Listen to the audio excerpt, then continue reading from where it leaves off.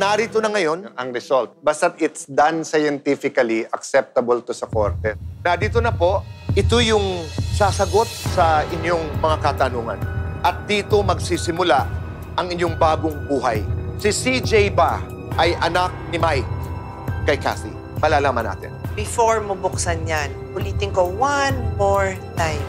Handa ka ba sa resulta nito? Handa po. So, kung hindi mo anak, hindi mo anak. Kung anak mo, Pananagutan. At pananagutan mo.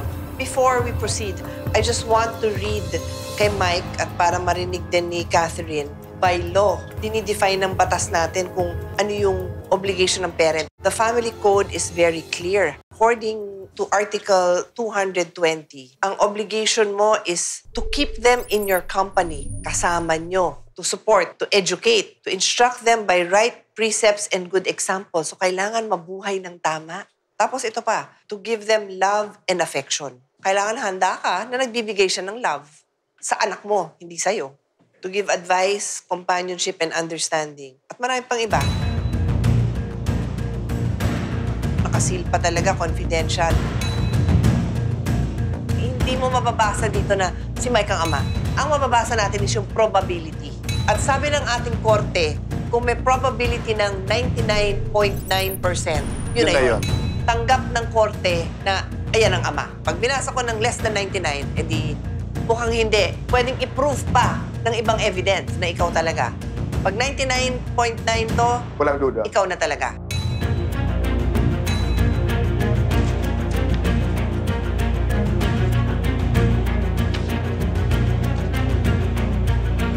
Okay, nandito ang mother, name ng anak, name ng ini-issue na father. Probability of paternity.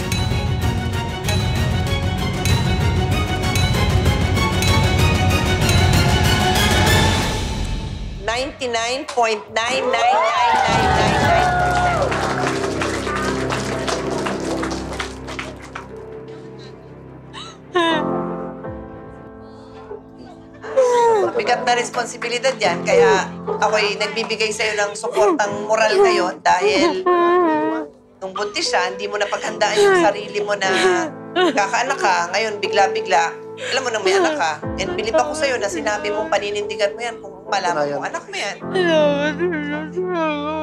Nagawa mo yun. Mali yung ginagawa niya. Iniisip niya sa akin lahat. Mali.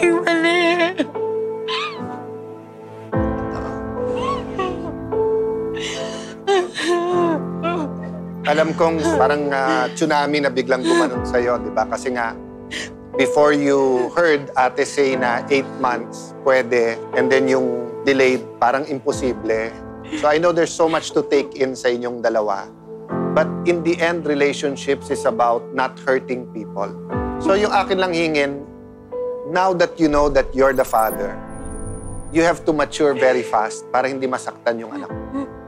Ngayong alam mo nang ikaw ang tatay ng anak ni Kathy, anong nais mong sabihin? Anong sinasabi ng puso mo ngayon?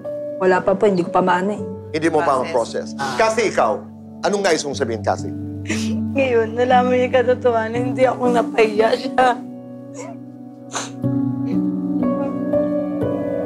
Sabi mo kanina na handa ka. So, handa ka? Apo, handa. Financial support. I'll leave you with 2 thoughts, Mike, Kathy. First of all, we want you to know we care. Once na-process nyo na at yung kung anong best sa baby nyo, paano kami makakatulong, basta't maging mabuti ka lang ama, lumapit kayo. Hindi to tapos dahil nabasa na. Number 2, iwanan ko sa iyo, Mike, huwag kang gagawa or huwag kang hindi gagawa ng isang bagay magsisisi ka. Na-process mo, but you can rush home, makita, mayakap yung baby. Lalaki din yan eh. Tapos sabihin, tay, nung nalaman mo akong anak ko, anong ginawa mo? Kung hindi kayo magsasama bilang mag-asawa, kailangan matuto kayo maging co-parents. Yung bang, paano kayo magtuturingan ngayon na may anak kayong magkasama? Na ano yung respetong kaya niyong ibigay para ang nakikita ng bata, hindi nag-aaway. Ang nakikita ng bata, respeto. So what I want to do for you, napakahirap ngayon maghanap ng psychologist. Pero kung available yung kilala ko or kung makahanap kami para magbigay sa inyo ng payo kung paano nyo gagawin yun. Kasi kailangan may rules kayo eh. Paano kayo magiging mabuting magulang? So yan ang gift ko sa inyo. Para matuto kayong maging magulang sa isang bata kahit hindi kayo magkasama, kahit wala kayong pagtitinginan o yung isa may pagtitingin, yung isa wala. Count us in. Cayetano in Action bilang kaibigan na tutulong sa inyong dalawa in the best way we can to raise. This is a very special journey to discovering paternity of the child, CJ. Maraming salamat po. Hanggang sa kasalukuyan, hindi pa rin makapaniwala si Mike sa naging resulta ng DNA test. Pero sinusubukan na niyang unti-unting makilala ang kanyang panganay na anak kay Kathy. Naibigay na rin ng Cayetano in Action team ang mga ipinangakong grocery, gamit ng baby at school supplies para sa mga anak ni Kathy. Hello, Ate Pia, Kuya Alan at Kuya Boy Abunda. Maraming salamat po sa ibigay niyong school supplies at grocery. Papasalamat din po kay Ate Pia, Boy Abunda at Kuya Alan sa mga biyaya niya sa amin sa grocery at school supply. Hindi man pinalad si Kathy sa pag-ibig, patuloy naman niyang mararamdaman ang init ng pagtulong ng Cayetano in Action with Boy Abunda. Isang regalong magbibigay sa kanya ng pangmatagalang suporta at tuloy-tuloy na kabuhayan.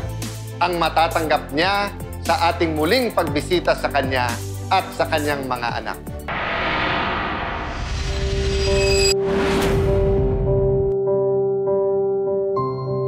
Ang revelasyon sa paternity ng anak ni Kathy ay naging daan para sa bagong simula para kay Mike. Mali po yung pag-aakala ko na wala pong nanganganak ng 8 months. Doon ko po naalaman na may nanganganak po ng 8 months. Sa kabila ng kanyang trabaho, naglalaan na si Mike ng oras para makasama ang kanyang anak. Isang bagay na hindi niya akalain na magiging parte ng kanyang pang-araw-araw na buhay. Bale, pagkakuha ko ng alaw na alas 2, alagaan ko pagkagaray ko, inalagaan ko naman po at kinakarga. Tapos ako naman hanggang alas 4. Tapos pagtapos kukunin ko na sa kanya. Kasi makatapos lang ako mag-sidecar. Hindi masyado sumasama pa yung bata sa kanya. Naninibago pa. Pero kalala siyang papa. Tinatawag siya dyan sa pilang, Papa.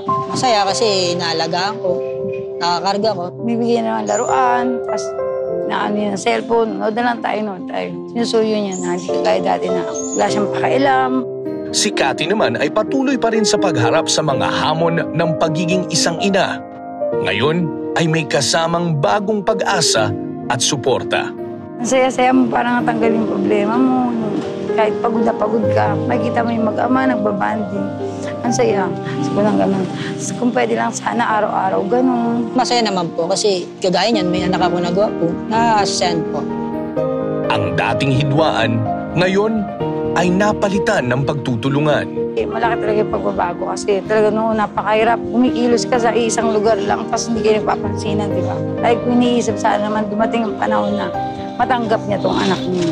Pag lumaki po si CJ, ang bala ko po is pag-aralin, bigyan ng baon, pakainin at alagaan.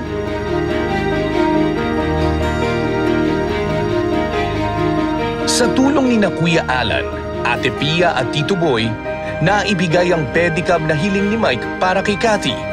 Isang hakbang patungo sa isang mas matatag na kinabukasan para sa kanilang anak. Ang request ko po is pedicab. Para may sarili po siyang sidecar at kung sakaling gusto niya man bumiyahe o hindi, wala siyang alalahanin na boundary.